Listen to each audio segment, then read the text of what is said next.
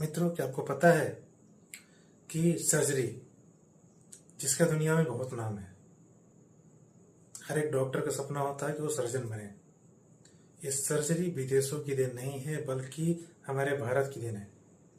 हजारों साल पहले जब दुनिया के लोग जंगलों में घास फूस खाते थे, पत्ते पहन के घूमते थे, तब हमारे भारत में हमारे जो भगवान हैं महर्षि सुश्रुत सर्जरी कर रहे थे। उन्होंने बताया एनाटॉमिक स्ट्रक्चर ऑफ सर्जरी। उन्होंने डाइसेक्शन किया बॉडी का। शव को संरक्षण कैसे करके रखते हैं उन्होंने बताया। सर्जरी कैसे करते हैं उन्होंने बताया। जब टीपू मैसूर पे आक्रमण किया था, युद्ध हो रहे थे, तो उसके कुछ सैनिक घायल हो गए थे, जिसमें से कुछ लोगों के नाक कट गए थे, कान कट गए थे। तो हमारे जो भारत के वैद्य हैं वो उसकी सर्जरी कर रहे थे, कान नाक जोड़ रहे थे। अंग्रेजों का एक सिपाही आया, उसने देखा। देखने के बाद उनसे सीखा। सीखने के बाद वो विदेश में गया और उसी का नया रूप दे करके सर्जरी को एक नए आयाम तक लेके गया। लोग आज मॉडर्न को सर्जरी का जनक मानते हैं, लेकिन असल कहानी यहाँ से शुरू हुई थी। सर्जरी की शुरुआत भारत में हुई थी। उस समय भी आज के जैसे लोग उस समय भी थे।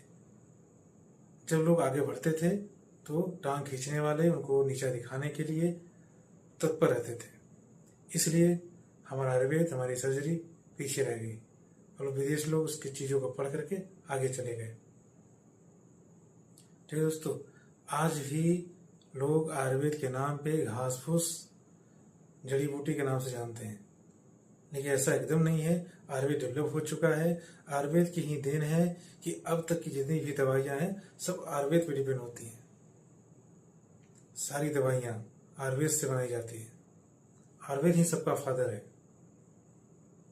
होम्योपैथी की कुछ दवाइयां ऐसी हैं, कुछ क्या बहुत सारी ऐसी दवाइयां हैं जो प्राण से ली जाती हैं, यानी आयुर्वेद से ही निकला है। होम्योपैथी की दवाइयों पर आप देखेंगे तो उस दवाई जैसे हम लोग अश्वगंधा ले रहे हैं तो अश्वगंधा नाम से ले रहे हैं, लेकिन वे उस नाम से नहीं लेते। उनकी दवाइयां उसके जो बायोलॉजिकल नेम है उसे जानते हैं। बायोलॉजिकल नेम उनके पास आता है। जैसे करी का पपाया पपीते के जो पत्ते होते हैं उसका वैज्ञानिक नाम है। तो इनकी जो दवा होती है उस वैज्ञानिक नाम पे होती है, यानी सबका फादर हमारा आयुर्वेद है।